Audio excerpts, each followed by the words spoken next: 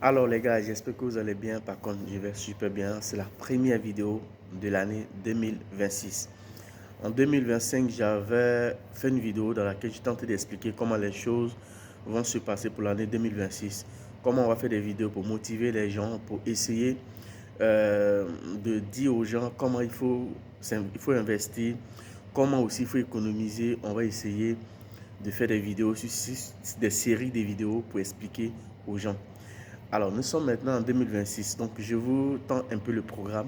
Mais à travers ce programme-là, je vais vous demander, je vais vous dire comment il faut économiser d'abord. C'est-à-dire comment il faut économiser pour que tu puisses investir. Parce que, donc reste jusqu'à la fin de la vidéo pour que tu puisses comprendre quelque chose. N'hésite pas à aller t'abonner, à partager, à laisser un message.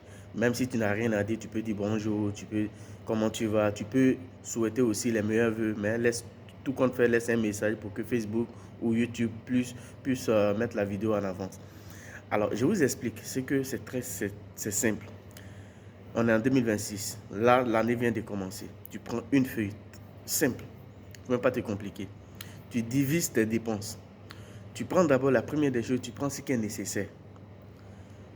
Les dépenses que tu fais, tu sais que c'est nécessaire, tout de suite là, tu mets à côté. Tu prends encore une autre ligne où tu mets tes dépenses qui sont urgentes. Tu mets à côté. Et tu prends une autre feuille, tu mets les dépenses qui ne sont pas vraiment urgentes. Tu mets à côté. Ça fait trois façons de séparer, trois façons d'économiser. Alors, si tu gagnais peut-être 3 000, 2 000 euros, tu essaies de diviser ces 2 000 euros là. Tu mets 30% à côté et 70% dans tout ce qui est dépenses nécessaires, dépenses urgentes, dépenses qui ne sont pas trop urgentes. Tu mets 70% dedans. Et les 30%, tu mets à côté. C'est très simple.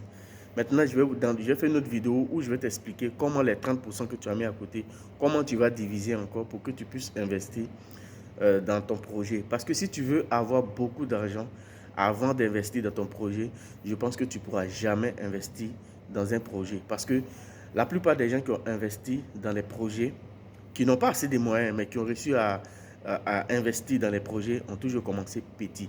Mais de nos jours, c'est qu'on veut avoir beaucoup d'argent avant de commencer un projet. Cette vidéo, c'est qu'en 2027, à la fin de cette année, je dois faire le calcul je dois voir qui a pu investir. Et en 2027, comme je le dis, tu dois avoir quelque chose. C'est une obligation.